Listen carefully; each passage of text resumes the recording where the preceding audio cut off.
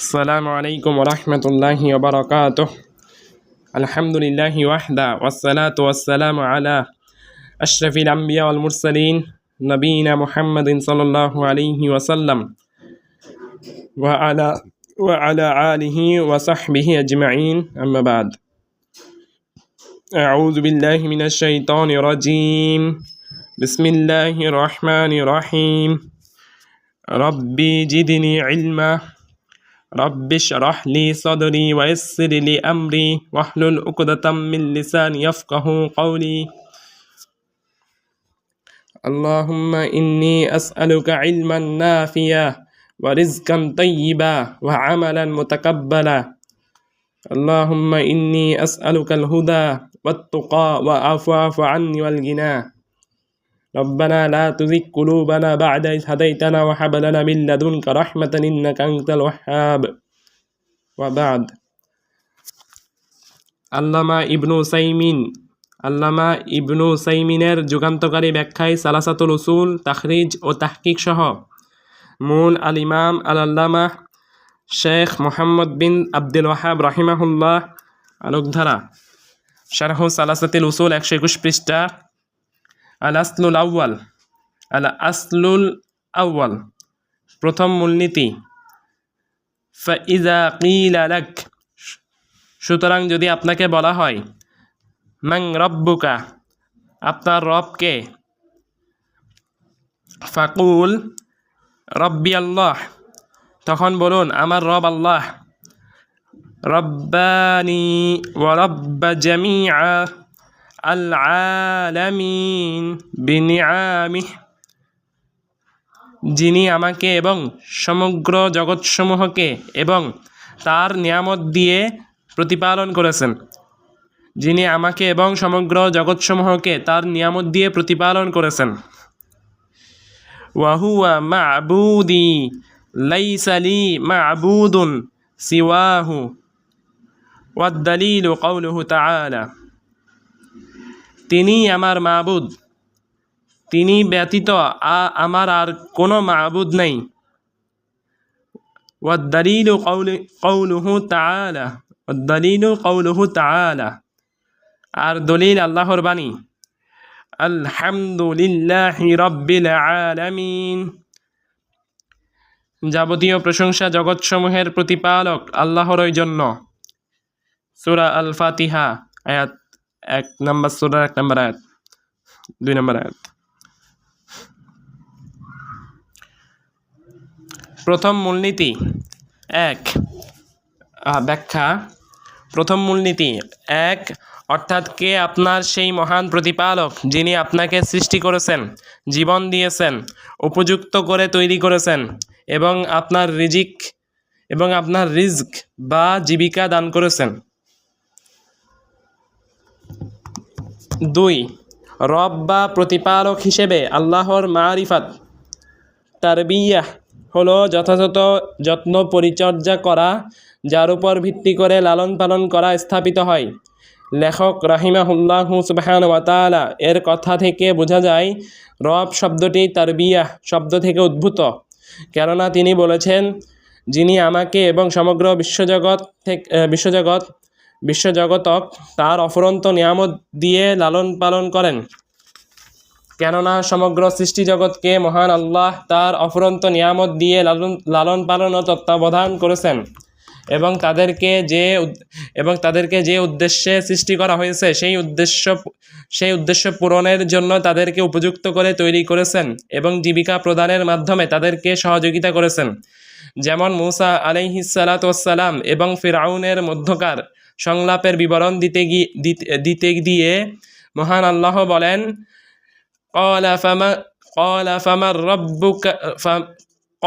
فمن ربكما يا موسى قال فمن ربكما يا موسى قال ربنا الذي أعطى كل شيء خلقه ثم هدى। ফেরাউন বলল, হে মুসা, তাহলে কে তোমাদের রব? মুসা বললেন, আমাদের রব তিনি, যিনি প্রত্যেকটি জিনিসকে তার সৃষ্টি আকৃতি দান করেছেন এবং তারপর পথ নির্দেশনা দান করেছেন। সূরা তাহা 20 নম্বর সূরা 49 থেকে 50 নম্বর আয়াত। বান্দার প্রতি আল্লাহর নিয়ামত এতই বেশি যে তা গণনা করা সম্ভব নয়। মহান আল্লাহ ইরশাদ করেন, ওয়া ইন তাউদ্দু নি'মাতাল্লাহি লা তুহসুহা ওয়া ইন তাউদ্দু নি'মাতাল্লাহি লা তুহসুহা। তোমরা যদি আল্লাহর অনুগ্রহ গণনা করো তাহলে কখনো এর সংখ্যা নির্ণয় করতে পারবে না। সূরা ইব্রাহিম 14 নম্বর সূরার 34 নম্বর আয়াত। অতএব যে আল্লাহ তোমাকে সৃষ্টি করেছেন, জীবন দিয়েছেন, উপযুক্ত করে তৈরি করেছেন এবং জীবিকা দান করেছেন, তিনি ইবাদত পাওয়ার একমাত্র যোগ্য এবং একক হকদার। 3 আল্লাহই একমাত্র মাবুদ। আমি একমাত্র আল্লাহর ইবাদত করি। বিনীত হই আত্মসমর্পণ, ভালোবাসা ও পরম শ্রদ্ধার সাথে। তিনি আমাকে যা কিছু করতে আদেশ করেছেন আমি তা করি এবং যা কিছু করতে নিষেধ করেছেন আমি সেগুলো থেকে বিরত থাকি। একমাত্র আল্লাহ ব্যতীত এমন আর কেউ নেই যার ইবাদত আমি করতে পারি। শারহু সালাসাতিল উসুল 123 নম্বর পৃষ্ঠা। মহান আল্লাহ ইরশাদ করেন, ওয়ামা আরসালনা মিন ক্বাবলিকা মিনার রাসূলিন ইল্লা নূহি ইলাইহি আন্নাহু লা ইলাহা ইল্লা আনা ফা'বুদুন। আর আপনার পূর্বে আমি যে রাসূলই প্রেরণ করেছি তার কাছে এই ওয়াহী করে পাঠিয়েছি যে আমি ব্যতীত অন্য কোনো সত্য ইলাহ নেই, সুতরাং তোমরা আমারও ইবাদত করো। সূরা আল-আম্বিয়া 21 নম্বর সূরা 25 নম্বর আয়াত। তিনি আরও ইরশাদ করেন, ওয়ামা উমিরু ইল্লা লিয়াবুদুল্লাহা মুখলিসিনা লাহুদ্দিন হুনাফা ওয়া ইউকিমুস সালাতা ওয়া ইউতুজ যাকাতা ওয়া যালিকা দীনুল কাইয়্যিমা। আর তাদেরকে কেবল এই নির্দেশই প্রদান করা হয়েছিল যে তারা যেন একনিষ্ঠভাবে আল্লাহর ইবাদত করে সত্য দিনকে সহকারে এবং সালাত কায়েম করে ও যাকাত প্রদান করে, আর এটাই হলো সঠিক দিন। সূরা আল বাইয়িনা 98 নম্বর সূরা 5 নম্বর আয়াত। 4 আল্লাহই সমগ্র সৃষ্টি জগতের রব।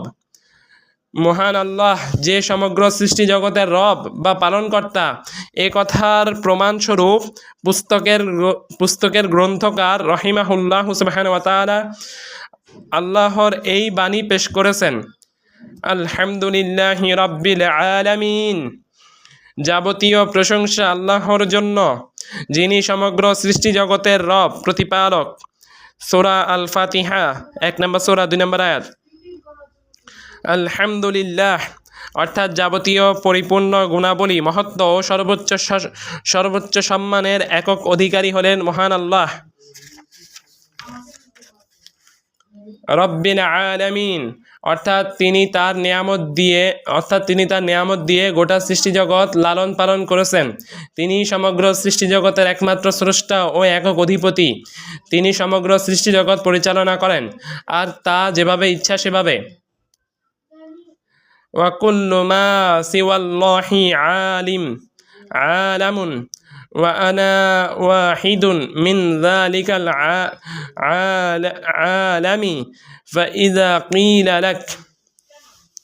আল্লাহ ব্যতীত যা আছে সব কিছুই সৃষ্ট, আর আমিও এই সৃষ্টির একজন।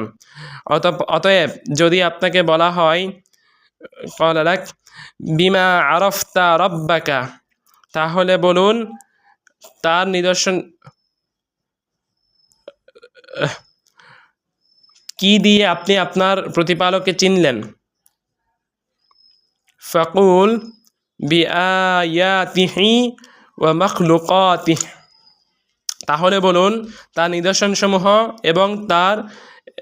এবং সৃষ্টিসমূহ দ্বারা। ওয়া মিন আয়াতিহিল লাইলু ওয়ান নাহার, আর তার নিদর্শনসমূহের মাঝে রয়েছে রাত দিন। রাত ও দিন, রাত দিন তার নিদর্শন সমূহ। ওয়াশ-শামসু ওয়াল কামার, সূর্য ও চন্দ্র। ওয়া মিন মাখলুকাতিহিস সামাওয়াতু ওয়াস-সাবউ ওয়াল আরদু আস-সাবউ ওয়া মা ফীহিন্না ওয়া মা বাইনাহুমা। আর এবং তার সৃষ্টিসমূহের মাঝে রয়েছে ৭ আসমান, ৭ জমিন, আর এই দুইয়ের মধ্যবর্তী যাবতীয় কিছু। ৭ আসমান, ৭ জমিন, আর এ দুইয়ের মধ্যবর্তী যাবতীয় কিছু। আর দলিল আল্লাহর বাণী। ওয়াদ-দালিলু কাউলুহু তাআলা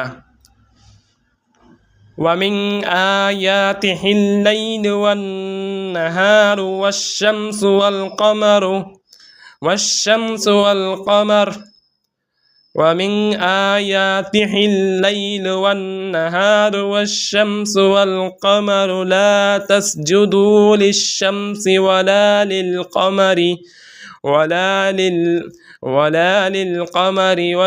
واسجدوا لله الذي خلقهن إن كنتم إياه تعبدون।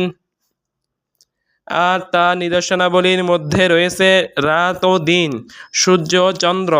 তোমরা সূর্যকে সিজদা করো না, চন্দ্রকেও নয়, বরং সিজদা করো আল্লাহকে, যিনি এগুলো সৃষ্টি করেছেন, যদি তোমরা কেবল তারও ইবাদত করো। সূরা ফুসসিলাত 41 নম্বর সূরা 37 নম্বর আয়াত। শারহু সালাসাতিল উসুল 125 পৃষ্ঠা। ব্যাখ্যা, এটার উক্ত কথার ব্যাখ্যা। ১. সৃষ্টি জগতের পরিচয়। আল্লাহ ব্যতীত যা কিছু আছে সবই হচ্ছে সৃষ্টি জগৎ। আরবি আলাম শব্দের অর্থ হচ্ছে আলামত, চিহ্ন বা নিদর্শন। জগৎকে আলাম বলা হয় কারণ জগতের প্রতিটি বস্তুই তার সৃষ্টিকর্তা, তার মালিক এবং তার পরিচালকের পরিচয় বহন করে থাকে। সুবহানাল্লাহ। জগৎকে আলাম বলা হয় কারণ জগতের প্রতিটি বস্তুই তার সৃষ্টিকর্তা, তার মালিক এবং তার পরিচালকের পরিচয় বহন করে থাকে। জগতের প্রতিটি বস্তুতেই মহান আল্লাহর নিদর্শন রয়েছে, যা অকাট্যভাবে প্রমাণ করে যে মহান আল্লাহ হলেন এক এবং অদ্বিতীয়।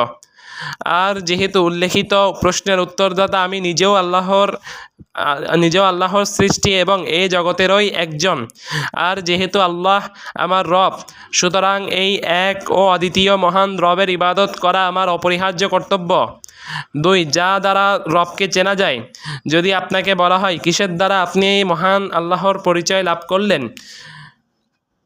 তাহলে আপনি উত্তরে বলুন, আমি তাকে তার নিদর্শনসমূহ এবং সৃষ্টিসমূহ দ্বারা চিনতে ও জানতে পেরেছি। ৩. আল্লাহর নিদর্শনাবলী। আয়াত শব্দটি আয়াহ শব্দের বহুবচন, যার অর্থ হচ্ছে কোনো কিছুর আলামত, চিহ্ন বা নিদর্শন, যা দ্বারা কোনো কিছুকে জানা যায় এবং তার সুস্পষ্ট পরিচয় পাওয়া যায়। আর আল্লাহর নিদর্শনসমূহ হচ্ছে 2 প্রকার: ক. কাউনিয়াহ বা জাগতিক নিদর্শন এবং খ. শারঈয়াহ বা শরীয়তগত নিদর্শন। জাগতিক নিদর্শনগুলো হলো মহান আল্লাহর সৃষ্টিসমূহ, আর শরীয়তগত নিদর্শন হলো আল্লাহর ওয়াহী, যা তিনি তার রাসূলগণের প্রতি প্রেরণ করেছেন। আমরা যদি আয়াত শব্দের উল্লেখিত অর্থ ও প্রকারভেদ গ্রহণ করি, তাহলে পুস্তকের গ্রন্থকার রাহিমাহুল্লাহ সুবহানাহু ওয়া তাআলার বক্তব্য বিআয়াতিহি ওয়া মাখলুকাতিহি, তার নিদর্শনসমূহ ও সৃষ্টিসমূহের দ্বারা, কথাটির অর্থ হবে বিশেষ অর্থকে সাধারণ অর্থের অনুকূলে প্রবাহিত করার পর্যায়ভুক্ত। তখন আয়াত বলতে শরীয়তগত নিদর্শন এবং মাখলুকাত বলতে সৃষ্টিগত নিদর্শন বুঝাবে। আর যদি আমরা আয়াত বলতে কেবল শারঈ আয়াতকেই বুঝি, তাহলে বিআয়াতিহি ওয়া মাখলুকাতিহি কথাটিতে ব্যবহৃত শব্দ দুইটি হবে ভিন্ন ভিন্ন অর্থে প্রবাহিত। তখন আয়াত বলতে শরীয়তগত নিদর্শনসমূহ বা ওয়াহীকে বুঝাবে এবং মাখলুকাত বলতে সৃষ্টি জগৎকে বুঝাবে। যাই হোক, মহান আল্লাহকে তার জাগতিক নিদর্শনসমূহ তথা তার মহান সৃষ্টিসমূহ এবং এ সকল সৃষ্টির মাঝে তার যে অপূর্ব কারুকার্য এবং অশেষ প্রজ্ঞা নিহিত রয়েছে সেসবের মাধ্যমে তাকে চেনা যায় বা তার পরিচয় লাভ করা যায়। এমনইভাবে আল্লাহ শরীয়তগত নিদর্শনসমূহের মাধ্যমে এবং এসব আয়াতে যাবতীয় ন্যায়নীতি, সার্বিক কল্যাণ লাভ এবং সকল প্রকার বিশৃঙ্খলা ও অকল্যাণকে দূরীভূত করার যেসব উপায় উপকরণ রয়েছে সেসবের মাধ্যমে আল্লাহর পরিচয় লাভ করা যায়। প্রতিটি বস্তুর মাঝেই রয়েছে আল্লাহ নিদর্শন। তিনি যে এক ও অদ্বিতীয় এ কথার প্রমাণ করে প্রদর্শন। 4. আল্লাহর উল্লেখযোগ্য কয়েকটি নিদর্শন। মহান আল্লাহর প্রতিটি নিদর্শন তার পরিপূর্ণ শক্তি, সামর্থ্য, প্রজ্ঞা এবং তার পরিপূর্ণ দয়া ও অনুগ্রহের প্রমাণ দেয়। যেমন সূর্য হচ্ছে আল্লাহর নিদর্শনসমূহের মাঝে অন্যতম একটি নিদর্শন, যা অত্যন্ত সুন্দর ও সুষ্ঠু ব্যবস্থাপনার মাধ্যমে পরিচালিত হয়ে আসছে। আল্লাহর নির্দেশে পৃথিবী ধ্বংসের পূর্ব পর্যন্ত সূর্য তার নির্ধারিত গতিপথে সুশৃঙ্খলভাবে চলতে থাকবে। এ সম্পর্কে মহান আল্লাহ ইরশাদ করেন, ওয়াশ-শামসু তাজরি লিমুস্তাকাররিল লাহা ওয়াশ-শামসু তাজরি লিমুস্তাকাররিল লাহা যালিকা তাকদীরুল আজিজিল আলিম। ওয়াশ-শামসু তাজরি লিমুস্তাকাররিল লাহা, যেমন লেখা আছে। আর সূর্য তার নির্দিষ্ট গণ্ডির মধ্যে আবর্তন করে। এটা হলো যালিকা তাকদীরুল আজিজিল আলিম। এটা হলো পরাক্রমশালী ও সর্বজ্ঞানী আল্লাহর নিয়ন্ত্রণ। সূরা ইয়াসিন 34 নম্বর সূরার 38 নম্বর আয়াত। সূর্যের আকার, আকৃতি, কার্যক্রম ও প্রভাব সব মিলিয়ে গোটা সূর্যটি আল্লাহর অন্যতম একটি নিদর্শন। সূর্য আকৃতিতে বিশাল বড়, আর তার কার্যক্রম ও প্রভাব হলো এই যে এর দ্বারা আমাদের শরীর, গাছপালা, তরুলতা, নদ নদী, সমুদ্র ইত্যাদির অনেক উপকার সাধিত হয়। আল্লাহর নিদর্শন সূর্যের দিকে গভীরভাবে লক্ষ্য করলে আমরা দেখতে পাই সূর্য থেকে অনেক অনেক দূরে অবস্থান করা সত্ত্বেও আমরা সূর্যের প্রচণ্ড তাপ অনুভব করি। তারপর ভেবে দেখুন, সূর্য যে আলো দিচ্ছে তা দ্বারা মানবজাতির প্রচুর অর্থের সাশ্রয় হচ্ছে, কেননা সূর্যের আলো থাকার কারণে দিনের বেলা তাদের আর কোনো আলোর প্রয়োজন হয় না। তাই এক বিশাল জ্বালানি ব্যয় থেকে মানবজাতি রক্ষা পাচ্ছে। কাজেই নিশ্চিতভাবে সূর্য হচ্ছে আল্লাহর মহান নিদর্শনসমূহের মধ্য থেকে এমন একটি নিদর্শন যার সম্পর্কে আমাদের ধারণা সামান্য কিছু তথ্য ব্যতীত নিতান্তই কম। শারহু সালাসাতিল উসুল 127 পৃষ্ঠা। সূর্যের মতো চন্দ্রও হচ্ছে মহান আল্লাহর নিদর্শনসমূহের মাঝে অন্যতম। আল্লাহ চন্দ্রের জন্য বিভিন্ন অবস্থান নির্ধারণ করে রেখেছেন। প্রত্যেক রাতে তার জন্য রয়েছে একটি নির্ধারিত অবস্থান বা মঞ্জিল। এ সম্পর্কে মহান আল্লাহ ইরশাদ করেন, ওয়াল কমারা কদ্দারনাহু মানাজিলা হাত্তা আদা কাল উরজুনিল কদিম। আর চাঁদের জন্য আমি নির্দিষ্ট করেছি বিভিন্ন কক্ষ, অবশেষে সেটা শূষক বাঁকা পুরনো খেজুর শাখার আকারে ফিরে যায়। সূরা ইয়াসিন 36 নম্বর সূরা 39 নম্বর আয়াত। ওয়াল কমারা কদ্দারনাহু মানাজিলা হাত্তা আদা কাল উরজুনিল কদিম। আর চাঁদের জন্য আমি নির্দিষ্ট করেছি বিভিন্ন কক্ষ। ওয়াল কমারা কদ্দারনা মানাজিল হাত্তা আদা কাল উরজুনিল কদিম। অবশেষে সেটা শূষক বাঁকা পুরনো খেজুর শাখার আকারে ফিরে যায়। সূরা ইয়াসিন 36 নম্বর সূরা 39 নম্বর আয়াত। চন্দ্র প্রথমে খুব ছোট হয়ে বিকশিত হয়, তারপর আস্তে আস্তে এটি বড় হয়ে পূর্ণতা লাভ করে, অতঃপর তা আবার আস্তে আস্তে ছোট হয়ে প্রথম অবস্থায় ফিরে আসে। চন্দ্রের অবস্থা অনেকটা মানুষের মতোই। মানুষ যেমন প্রথমে দুর্বল অবস্থায় জন্ম লাভ করে, অতঃপর আস্তে আস্তে সে সবলতর হতে থাকে এবং সবশেষে এটি পুনরায় দুর্বল অবস্থায় ফিরে যায়। কাজেই সকল মহিমা আল্লাহর, যিনি সর্বোত্তম সৃষ্টিকর্তা। 5 মহান আল্লাহর আরও কয়েকটি নিদর্শন।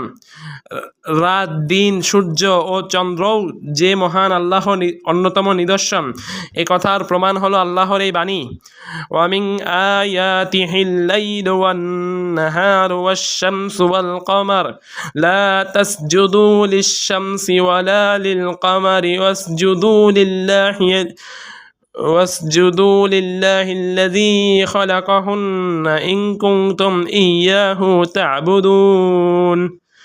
আর তা নিদর্শনাবলীর মধ্যে রয়েছে রাত ও দিন, সূর্য ও চন্দ্র।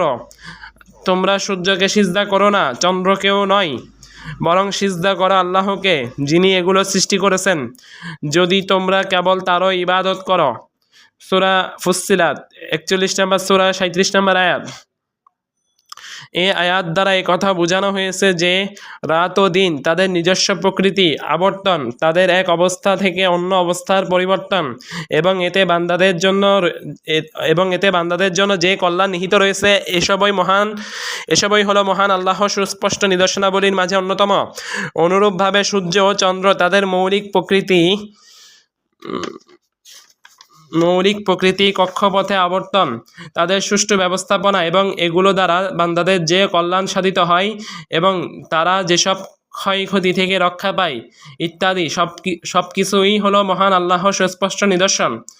এরপর এই আয়াতে আল্লাহ স্বীয় বান্দাদেরকে চন্দ্র ও সূর্যকে সিজদা করা থেকে নিষেধ করেছেন, যদিও তারা তাদের কক্ষপথের দৃশ্যমান অবস্থার সবচেয়ে বড় অবস্থায় চলে যায়, কেননা এগুলো হলো আল্লাহর সৃষ্ট বস্তু মাত্র।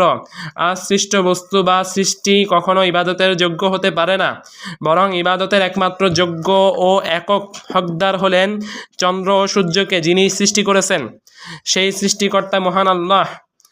وقوله تعالى إن ربكم الله الذي خلق السماوات والأرض في 6 أيام ثم استوى على العرش يغشي الليل النهار يطلبه حثيثا والشمس والقمر والنجوم مسخرات بأمره على له الخلق والأمر تبارك الله رب العالمين। আর আল্লাহর বাণী, তোমাদের প্রতিপালক আল্লাহ, যিনি 6 দিনে আকাশমণ্ডলী ও পৃথিবী সৃষ্টি করেছেন, অতঃপর আরশে সমুন্নত হয়েছেন, অতঃপর আরশের উপর উঠেছেন। দিনকে তিনি রাতের পর্দা দিয়ে ঢেকে দেন, তারা একে অন্যকে দ্রুত গতিতে অনুসরণ করে, এবং সূর্য, চন্দ্র, তারকারাজি তারই আজ্ঞাবহ। জেনে রেখো, সৃষ্টি তার, হুকুমও চলবে তার। বরকতময় আল্লাহ বিশ্বজগতের প্রতিপালক। সূরা আল আরাফ 7 নম্বর সূরা 54 নম্বর আয়াত। ব্যাখ্যা: এক, মহান আল্লাহই একমাত্র সৃষ্টিকর্তা।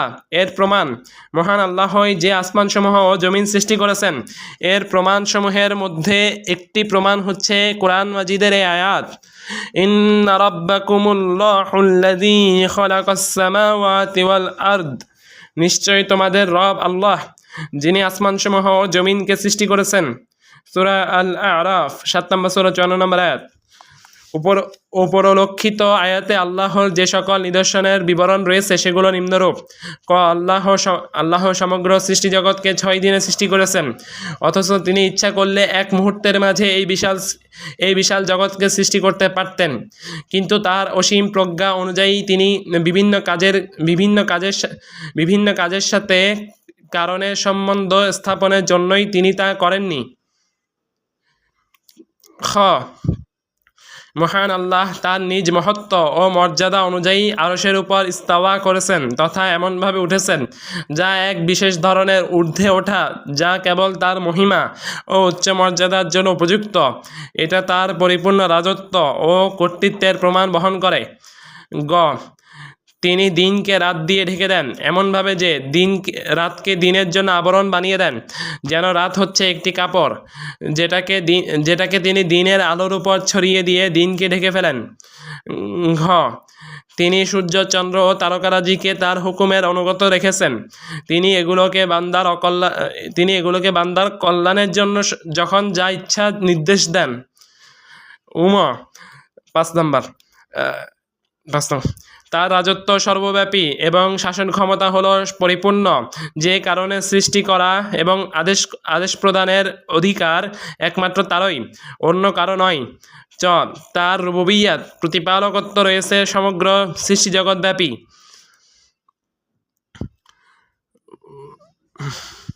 ব্যাখ্যা শেষ, আবার মূল মতন। ওয়ার রব্বু হুয়াল মা'বুদু, আর রব বা পালনকর্তাই হলেন মা'বুদ। ওয়াদ দালিলু কাউলুহু তাআলা, আর দলিল আল্লাহর বাণী, ইয়া আইয়ুহান নাসু উবুদু রাব্বাকুমুল্লাযী খালাকাকুম ওয়াল্লাযীনা মিন ক্বাবলিকুম লাআল্লাকুম তাত্তাকুন আল্লাযী জা'আলা লাকুমুল আরদা ফিরাশান ওয়াস সামাআ বিনাআ وأنزل من السماء ماء فأخرج به من الثمرات رزقا لكم فلا تجعلوا لله أندادا وأنتم تعلمون. قال ابن كثير رحمه الله سبحانه وتعالى رحمه الله الخالق لهذه الأشياء هو المستحق للعبادة. হে মানব সকল, তোমরা তোমাদের সেই রবের ইবাদত করো যিনি তোমাদেরকে এবং তোমাদের পূর্ববর্তীদেরকে সৃষ্টি করেছেন, যাতে তোমরা তাকওয়ার অধিকারী হতে পারো। যিনি জমিনকে তোমাদের জন্য করেছেন বিছানা স্বরূপ ও আসমানকে করেছেন ছাদ স্বরূপ এবং আকাশ হতে পানি অবতীর্ণ করে, তা দ্বারা তিনি তোমাদের জীবিকার জন্য ফলমূল উৎপাদন করেছেন। কাজেই তোমরা জেনে শুনে কাউকে আল্লাহ সমকক্ষ দাঁড় করিও না। ইবনু কাসির রাহিমাহুল্লাহ সুবহানাহু ওয়া তাআলা বলেছেন, এই সব কিছুর সৃষ্টিকর্তা যিনি ইবাদতের একমাত্র যোগ্য। এক রব বা পালনকর্তাই একমাত্র মা'বুদ। এ কথা দ্বারা পুস্তকের লেখক রাহিমাহুল্লাহ সুবহানাহু ওয়া তাআলা কুরআন মাজিদের নিম্নোক্ত আয়াতের প্রতি ইঙ্গিত করেছেন। মহান আল্লাহ ইরশাদ করেন, ইন্না রাব্বাকুমুল্লাহুল্লাযী খালাকাস সামাওয়াতি ওয়াল আরদা ফি সিত্তাতি আইয়াম সুম্মা ইসতাওয়া আলাল আরশ ইউগশিল লাইলান নাহারা ইয়াতলুবুহু হাসীসা ওয়াশ শামস ওয়াল কামার ওয়ান নুজুম মুসাখখারাতিন বিআমরিহি আলা লাহুল খালক ওয়াল আমর তাবারাকাল্লাহু রাব্বুল আলামিন। নিশ্চয়ই তোমাদের রব আল্লাহ, যিনি ইন্না রাব্বাকুমুল্লাহ, নিশ্চয় তোমাদের রব আল্লাহ, আল্লাযী খালাকাস সামাওয়াতি ওয়াল আরদ, যিনি আসমানসমূহ ও জমিনকে 6 দিনে, যিনি আসমান ও জমিন সমূহকে সৃষ্টি করেছেন, ফি সিত্তাতি আইয়াম, 6 দিনে সৃষ্টি করেছেন, সুম্মা ইসতাওয়া আলাল আরশ, অতঃপর তিনি আরশের উপর উঠেছেন, সমুন্নত হয়েছেন, উঠেছেন। ইউগশিল লাইলান নাহারা ইয়াতলুবুহু হাসীসা, তিনি দিনকে রাত দিয়ে ঢেকে দেন, তাদের একটি অন্যটিকে দ্রুত গতিতে অনুসরণ করে। আর সূর্য চন্দ্র ওয়াশ-শামসু ওয়াল কামারু ওয়ান নুজুমু মুসাখখারাতিন বিআমরিহি আলা লাহুল খালকু ওয়াল আমরু তাবারাকাল্লাহু রাব্বুল আলামিন, তাদের একটি অন্যটিকে দ্রুত গতিতে অনুসরণ করে। আর সূর্য চন্দ্র ও নক্ষত্ররাজি যা তারই হুকুমের অনুগত, সেগুলো তিনিই সৃষ্টি করেছেন। জেনে রাখো সৃষ্টি করা ও আদেশ দেওয়া তারই কাজ। সৃষ্টিকুলের রব আল্লাহ কত বরকতময়। সূরা আল আরাফ 7 নম্বর সূরা 54 নম্বর আয়াত। শারহু সালাসাতিল উসুল 131 পৃষ্ঠা। অতএব রব বা প্রতিপালক যিনি, তিনি হলেন মাবুদ বা ইবাদতের যোগ্য হওয়ার একক হকদার, অথবা তারই ইবাদত করা হয়, কেননা তিনি একমাত্র ইবাদতের যোগ্য। এ কথার অর্থ কখনোই এটা নয় যে কোনো কিছুর ইবাদত করা হলেই সে রব হয়ে যাবে, বরং আল্লাহ ব্যতীত যে সকল বাতিল মাবুদের ইবাদত করা হয় এবং এগুলোর ইবাদতকারীরা আল্লাহ ব্যতীত তাদের যে সকল বাতিল মাবুদকে রব বলে মনে করে থাকে, প্রকৃত অর্থে সেগুলো আদৌ রব তথা সমগ্র সৃষ্টি জগতের পালনকর্তা নয়, বরং রব জগতের সকল কিছুর সৃষ্টিকর্তা, আল খালিক, মালিক এবং সব কিছুর পরিচালক ও নিয়ন্ত্রক, আল মুদবির। 2 অর্থাৎ রব বা পালনকর্তাই যে ইবাদতের একমাত্র যোগ্য ও হকদার, এ কথার প্রমাণ হচ্ছে উল্লেখিত আয়াত। 3 উপরোল্লিখিত আয়াতে সমগ্র মানব জাতিকে তথা প্রতিটি আদম সন্তানকে সম্বোধন করা হয়েছে। মহান আল্লাহ তাদেরকে একমাত্র তারই ইবাদত করার নির্দেশ দিয়েছেন এবং ইবাদতে তার সাথে কোনো কিছুকে অংশীদার করতে বা তার সমকক্ষ দাঁড় করাতে নিষেধ করেছেন।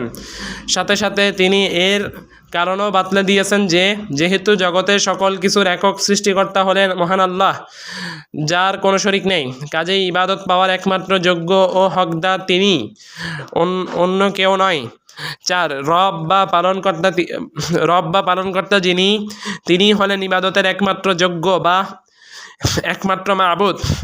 এই সত্যকে আরও সুস্পষ্ট করার জন্য উপরোল্লিখিত আয়াতে মহান আল্লাহ বলেছেন, আল্লাযী খালাকাকুম, যিনি তোমাদেরকে সৃষ্টি করেছেন, অর্থাৎ তোমরা একমাত্র তারই ইবাদত করো, কেননা তিনি হলেন তোমাদের রব, যিনি তোমাদেরকে সৃষ্টি করেছেন। আর যেহেতু তিনি তোমাদের সৃষ্টিকর্তা এবং পালনকর্তা, কাজেই তার ইবাদত করা তোমাদের জন্য অত্যাবশ্যক। এই জন্য আমরা বলি, যে ব্যক্তি আল্লাহকে পালনকর্তা হিসেবে স্বীকার করে, তার জন্য অনিবার্য দায়িত্ব ও কর্তব্য হলো কেবল এই পালনকর্তারও ইবাদত করা, অন্যথায় তার বিশ্বাস ও কাজ পরস্পর বিরোধী হয়ে যাবে। 5 অর্থাৎ তোমরা তোমাদের পালনকর্তার ইবাদত করো যাতে তোমরা তাকওয়া অর্জন করতে পারো। তাকওয়া বা আল্লাহ ভীরুতার অর্থ হচ্ছে মহান আল্লাহর আদেশসমূহ মেনে চলার মাধ্যমে ও নিষেধকৃত বিষয়সমূহ থেকে বিরত থাকা, তার আযাব থেকে নিষ্কৃতি লাভের পন্থা অবলম্বন করা। 6 অর্থাৎ জমিনকে তিনি বিছানাস্বরূপ ও সমতল করে দিয়েছেন, যাতে করে মানুষ যেভাবে বিছানায় বিনা ক্লেশ ও কষ্টে স্বাচ্ছন্দ্যে ঘুমাতে পারে, তেমনি মানুষও যাতে জমিনে কোনোরূপ ক্লেশ ও কষ্ট ব্যতীত স্বাচ্ছন্দ্যে সাবলীলভাবে বাস করতে পারে। 7 অর্থাৎ আমাদের উপর আকাশ হলো জমিনবাসীর জন্য একটি ছাদ বা ছাউনি, যা অত্যন্ত সুরক্ষিত, যেমনটি মহান আল্লাহ কুরআন মাজিদে উল্লেখ করেছেন, ওয়াজআলনাস সামাআ সাকফাম মাহফুজা ওয়া হুম আন আয়াতিহা মুরিদুন। আর আমি আকাশকে করেছি সুরক্ষিত ছাদ, কিন্তু তারা আকাশে অবস্থিত নিদর্শনাবলী থেকে মুখ ফিরিয়ে নেয়। সূরা আল-আম্বিয়া 21 নম্বর সূরা 32 নম্বর আয়াত। 8 অর্থাৎ মহান আল্লাহ ঊর্ধ্বাকাশের মেঘ থেকে তোমাদের জন্য পবিত্র পানি বর্ষণ করেন, যেমন তিনি বলেছেন, লাকুম মিনহু শারাবুন ওয়া মিনহু শাজারুন ফীহি তুসিমুন। তাতে তোমাদের জন্য রয়েছে পানীয় এবং তা থেকে জন্মায় উদ্ভিদ যাতে তোমরা পশুচারণ করে থাকো। সূরা আন-নাহল 16 নম্বর সূরা 10 নম্বর আয়াত। 9 অর্থাৎ আল্লাহ পানি অবতীর্ণ করে ফলমূল উৎপাদন করেন, যা আমাদের জন্য আল্লাহর নিয়ামত বা দান। অন্য আয়াতে বলা হয়েছে, মাতাআল লাকুম ওয়া লিআনআমিকুম, এগুলো তোমাদের ও তোমাদের চতুষ্পদ জন্তুদের ভোগের জন্য।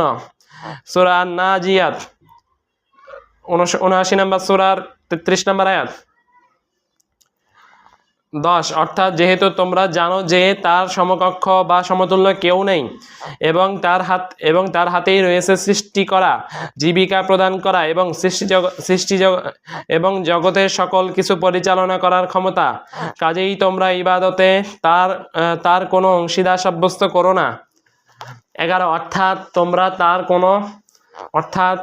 তোমরা তার কোনো সমকক্ষ দাঁড় করো না, যিনি তোমাদেরকে এবং তোমাদের পূর্ববর্তীদেরকেও সৃষ্টি করেছেন, যিনি তোমাদের জন্য জমিনকে বিছানা স্বরূপ এবং আকাশকে ছাদ স্বরূপ স্থাপন করে দিয়েছেন, আকাশ থেকে তোমাদের জন্য পানি বর্ষণ করেছেন এবং তা দ্বারা তোমাদের জন্য রিজিক হিসেবে ফল ফসল উৎপন্ন করেছেন। সুতরাং তার কোনো সমকক্ষ নির্ধারণ করো না এবং আল্লাহর ইবাদতের ন্যায় সেগুলোর ইবাদত করো না, কিংবা আল্লাহকে ভালোবাসার ন্যায় সেগুলোকে ভালোবেসো না, কেননা এরূপ কাজ যেমন যুক্তিসঙ্গত নয় তেমনি তা শরীয়তসম্মতও নয়। 12 ইবনু কাসির রাহিমাহুল্লাহ সুবহানাহু ওয়া তাআলা, তিনি হলেন ইমামউদ্দিন আবুল ফিদা ইসমাইল ইবনু উমার আল কুরাশি। তিনি ছিলেন সিরিয়ার দামেস্কের অধিবাসী। তিনি হলেন বিখ্যাত হাফেজ, তাফসির ও ইতিহাস গ্রন্থ প্রণেতা। তার ছাত্রদের মাঝে অন্যতম হলেন শাইখুল ইসলাম ইবনু তাইমিয়া রাহিমাহুল্লাহ সুবহানাহু ওয়া তাআলা। তিনি 774 হিজরিতে 1373 সালে মৃত্যুবরণ করেন। তিনি 701 হিজরিতে 1300 সালে জন্মগ্রহণ করেন। وأنواع العبادة التي أمر الله بها مثل الإسلام والإيمان والإحسان، ومنها الدعاء والخوف والرجاء والتوكل والرغبة والرهبة والخشوع والخشية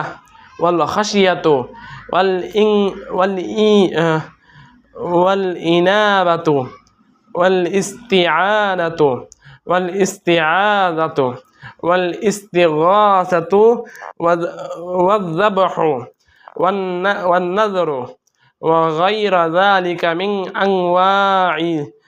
أنواع العبادة التي أمر الله بها كلها لله تعالى.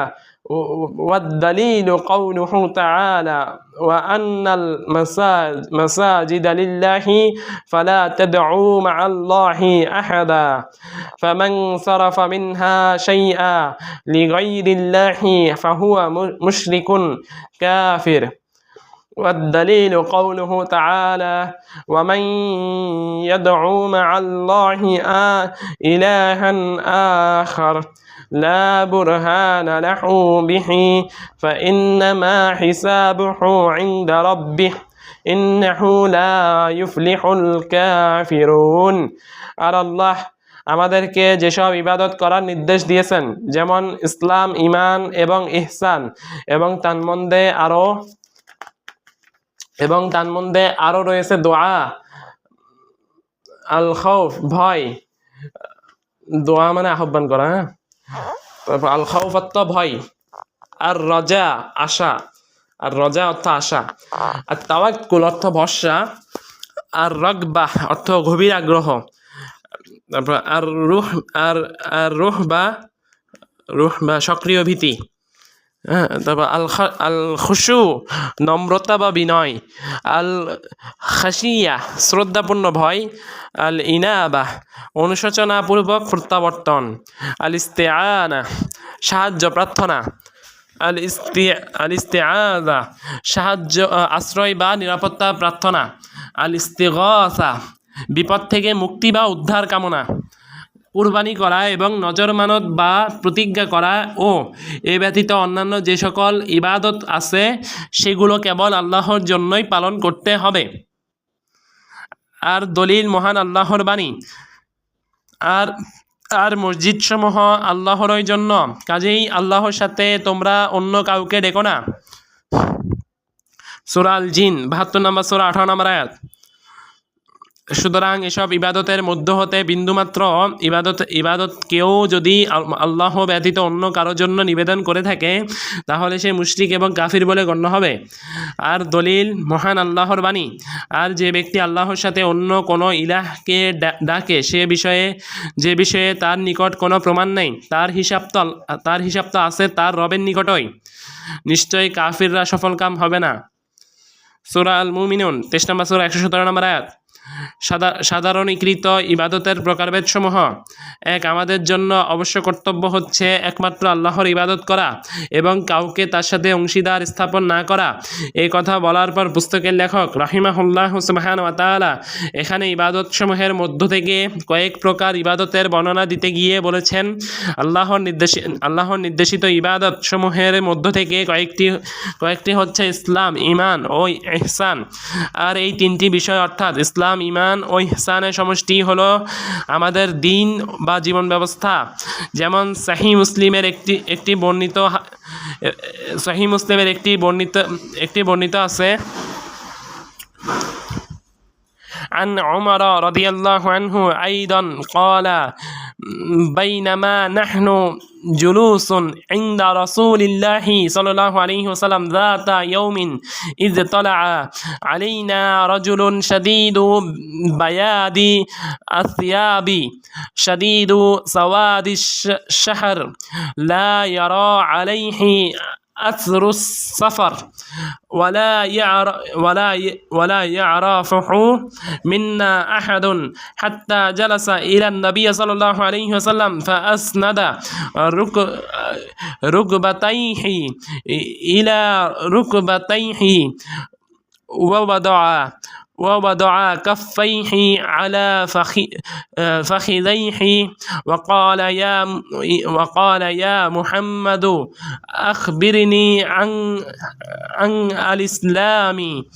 فقال رسول الله صلى الله عليه وسلم الإسلام أن تشهد أن لا إله إلا الله وأن محمدا رسول الله وتقيم الصلاة وتؤتي الزكاة وتصوم رمضان وتحج البيت إن استطعت إليه سبيلا. قال صدقت. فعجبنا له يسألوه ويصدقه. قال فأخبرني عن الإيمان. قال أن تؤمن بالله وملائكته وكتبه ورسله واليوم الآخر وتؤمن بالقدر خيره وشره. قال صدقت. قال فأخبرني عن الإحسان. قال أن تعبد الله كأنك تراه فإن لم تكن تراه فإنه يراك. قال فأخبرني عن الساعة. قال ما المسؤول عنها بأعلم من السائل. قال فأخبرني عن أماراتها. قال أن تلد الأمة ربتها وأن ترى الحفاة العراة العالة رعاء الشاء يتطاولون في البنيان. ثم انطلق فلبثت مليا. ثم قال يا عمر أتدري من السائل؟ قلت الله ورسوله أعلم. قال فإنه جبريل أتاكم يعلمكم دينكم ওমর ইবনুল খাত্তাব রাদিয়াল্লাহু তাআলা আনহু থেকে বর্ণিত, আমরা একদিন রাসূলুল্লাহ সাল্লাল্লাহু আলাইহি ওয়াসাল্লামের নিকটে বসেছিলাম। হঠাৎ একজন লোক আমাদের কাছে এলো। তার পরনে ধবধবে সাদা কাপড় এবং তার চুল ছিল কুচকুচে কালো। বাহ্যত সফরের কোনো চিহ্ন তার উপর দেখা যাচ্ছিল না এবং আমাদের মধ্যে কেউ তাকে চিনছিল না। শেষ পর্যন্ত সে নবী সাল্লাল্লাহু আলাইহি সাল্লামের কাছে বসলো। তার দুই হাঁটু তার নবীর হাঁটুর সঙ্গে মিলিয়ে দিল এবং তার হাতের দুই করতলকে নিজ জানুর উপরে রেখে বলল, হে মুহাম্মদ, আমাকে ইসলাম সম্পর্কে বলুন। রাসূলুল্লাহ সাল্লাল্লাহু আলাইহি সাল্লাম বললেন, ইসলাম হলো এই যে তুমি সাক্ষ্য দিবে আল্লাহ ছাড়া কোনো সত্য উপাস্য নেই আর মুহাম্মদ আল্লাহর রাসূল, সালাত প্রতিষ্ঠা করবে, যাকাত প্রদান করবে, রমাদানে সিয়াম রাখবে এবং কাবাগরের হজ করবে যদি সেখানে যাবার সামর্থ্য রাখো। সে বলল, আপনি ঠিকই বলেছেন। আমরা তার কথায় আশ্চর্য হলাম যে সে জিজ্ঞাসাও করছে আবার ঠিক বলে সমর্থনও করছে। সে আবার বলল, আপনি আমাকে ঈমান সম্পর্কে বলুন। তিনি বললেন, তুমি আল্লাহর প্রতি, তার ফেরেশতাগণ, তার কিতাবসমূহ, তার রাসূলগণ, পরকাল এবং ভাগ্যের ভালো মন্দের প্রতি ঈমান রাখবে। সে বলল, আপনি যথার্থ বলেছেন। সে তৃতীয় প্রশ্ন করল, আমাকে ইহসান সম্পর্কে বলুন। তিনি বললেন, ইহসান হলো এই যে তুমি এমনভাবে আল্লাহর ইবাদত করবে যেন তুমি তাকে দেখতে পাচ্ছ, আর যদি তুমি তাকে দেখতে না পাও তাহলে তিনি কিন্তু তোমাকে দেখতে পাচ্ছেন। সে পুনরায় বলল, আপনি আমাকে কিয়ামতের দিন সম্পর্কে বলুন, সেদিন কবে সংঘটিত হবে। তিনি বললেন, এ ব্যাপারে জিজ্ঞাসিত ব্যক্তি জিজ্ঞাসাকারীর চেয়ে বেশি অবগত নয়, অর্থাৎ কিয়ামতের নির্দিষ্ট দিন আমাদের দুজনেরই অজানা। সে বলল, তাহলে আপনি এর নিদর্শনসমূহ সম্পর্কে আমাকে বলে দিন। তিনি বললেন, এর কিছু নিদর্শন হলো এই যে কৃতদাসী তার মনিবকে প্রসব করবে, অর্থাৎ যুদ্ধবন্দী এত বেশি হবে যে যুদ্ধবন্দিনী কৃতদাসী তার মনিবের কন্যা প্রসব করবে। আর তুমি নগ্নপদ, বস্ত্রহীন ও দরিদ্র ছাগলের রাখালদেরকে অট্টালিকা নির্মাণের কাজে পরস্পর গর্ব করতে দেখবে।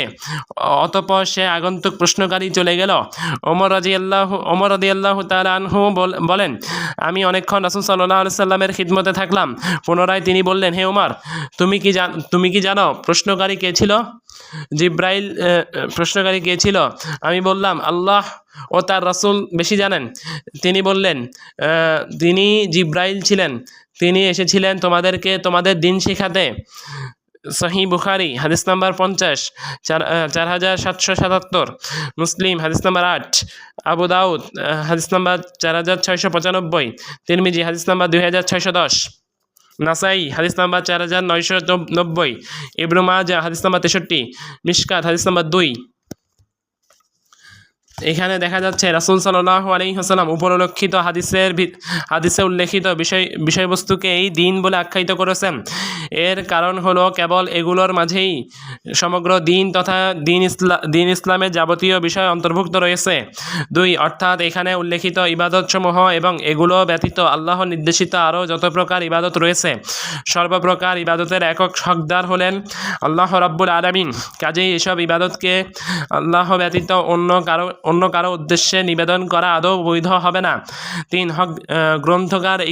গ্রন্থকার এখানে ইবাদতসমূহের মধ্য থেকে বিশেষ কয়েক প্রকার ইবাদতের বর্ণনা দিয়েছেন এবং তিনি উল্লেখ করেছেন যে ব্যক্তি এসব ইবাদতের মধ্য থেকে বিন্দু পরিমাণ ইবাদত আল্লাহ ছাড়া অন্য কারো উদ্দেশ্যে নিবেদন করবে সে মুশরিক এবং কাফির বলে গণ্য হবে। আর এর প্রমাণস্বরূপ তিনি কোরআন মাজিদের নিম্নোক্ত আয়াতসমূহ পেশ করেছেন, ওয়া আন্নাল মাসাজিদা লিল্লাহি ফালা তাদউ মাআল্লাহি আহাদা।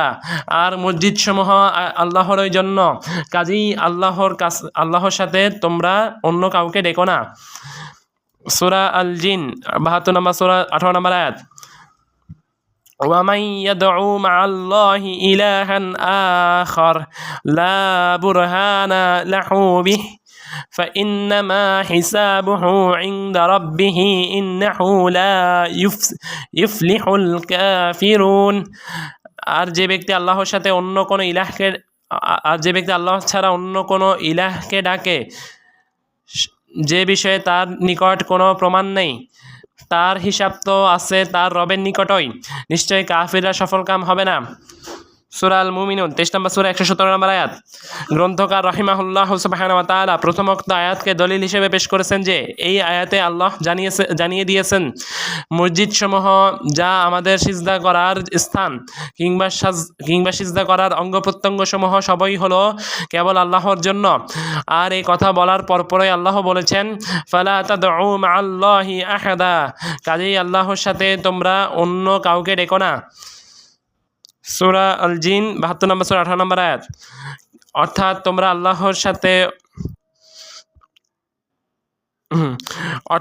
আল্লাহর সাথে আর অন্য কাউকে ডেকো না তথা আল্লাহ ছাড়া আর কারো ইবাদত করো না এবং আল্লাহ ব্যতীত অন্য কাউকে সিজদা করো না। আর দ্বিতীয় আয়াতকে তিনি প্রমাণস্বরূপ এভাবে নিয়েছেন যে এই আয়াতে আল্লাহ স্পষ্টভাবে বলে দিয়েছেন যে ব্যক্তি আল্লাহ ব্যতীত অন্য কাউকে ইলাহ ডাকে সে কাফির। কেননা আয়াতটিতে মহান আল্লাহ বলেছেন ইন্নাহু লা ইয়াফলিহুল কাফিরুন, অর্থাৎ নিশ্চয়ই যারা কাফির তারা সফলকাম হবে না। সূরা আল জিন আয়াত নম্বর 18, সূরা আল মুমিনুন 23 নম্বর সূরা 117 নম্বর আয়াত। তিনি আরো বলেন লা বুরহানা লাহু বিহ, অর্থাৎ এই বিষয়ে তার নিকট কোনো দলিল প্রমাণ নেই। সূরা আল মুমিনুন 23 নম্বর সূরা 117 নম্বর আয়াত। আয়াতের এই অংশটুকু দ্বারা এই কথার প্রতি ইঙ্গিত করা হয়েছে যে ইলাহ একাধিক হওয়ার পক্ষে কোনো দলিল প্রমাণের অস্তিত্ব খুঁজে পাওয়া সম্ভব নয়। সুতরাং এই বিষয়ে তার নিকট কোনো দলিল প্রমাণ নেই। অংশে বর্ণিত বৈশিষ্ট্যটি এই বিষয়ের সুস্পষ্ট ব্যাখ্যাকারী। এটি কোনো নির্দিষ্টকারী বৈশিষ্ট্য নয় যার উদ্দেশ্য হচ্ছে তা এই বিষয়ের বাইরে অন্য কিছুর দালিল। কেননা আল্লাহর সাথে আরেকজন ইলাহ থাকার দলিলের কোনো সম্ভাবনা নেই।